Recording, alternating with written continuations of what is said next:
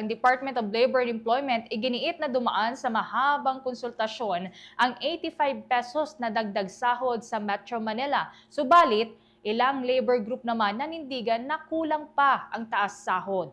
Kaugnay niyan may report si Mobo Isa Cotonel.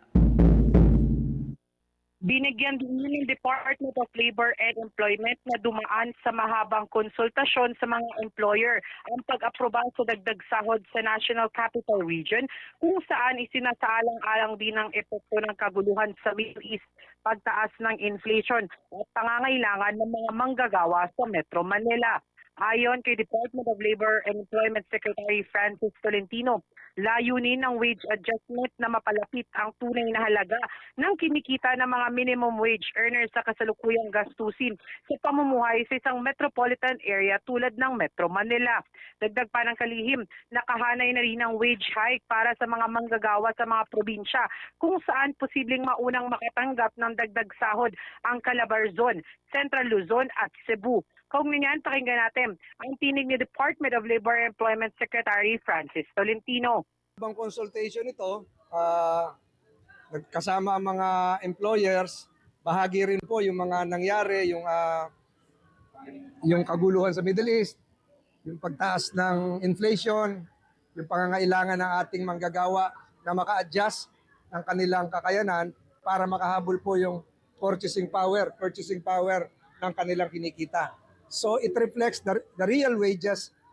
The adjustment would reflect the real wage earned by our minimum wage earners to enable them to live a life in a metropolitan area.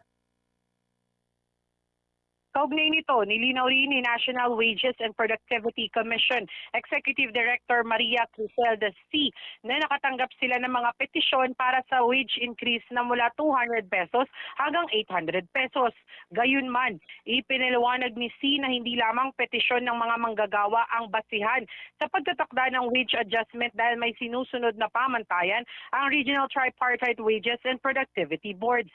Kabilang sa mga pangunahing kinokonsidera ang living wage o pangangailangan ng mga manggagawa at kanilang pamilya, inflation at purchasing power ng piso, cost of living sa bawat rehiyon, kakayahan ng mga employer na magbayad, productivity, employment and employment levels, gayon din ang kabuuang economic performance at development targets ng bansa.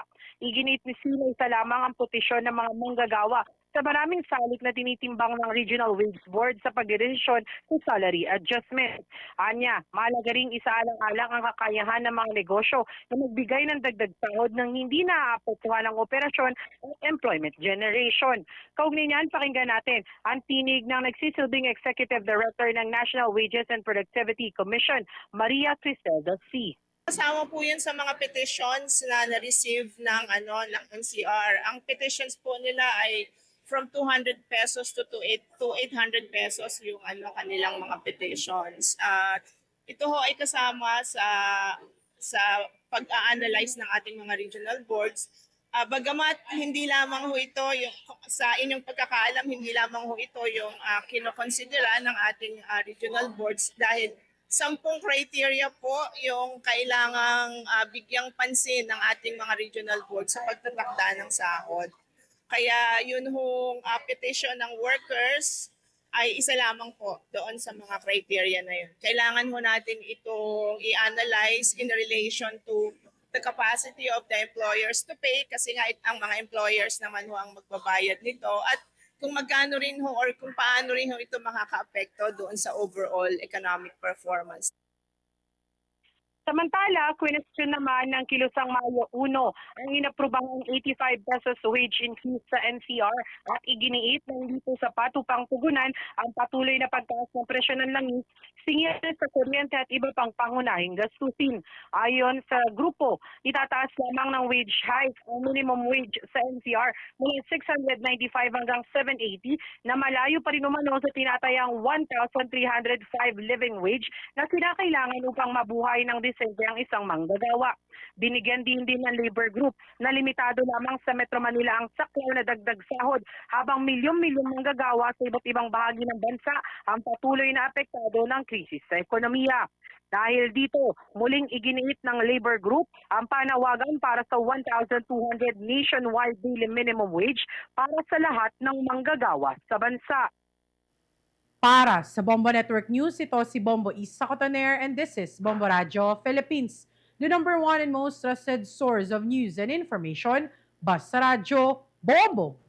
For the most trusted source of news and information, visit our website at www.bomboradio.com. Follow us on Bombo Radio mobile app, Facebook, YouTube, TikTok, and X, formerly Twitter. Like, share, and stay connected. Anytime, anywhere.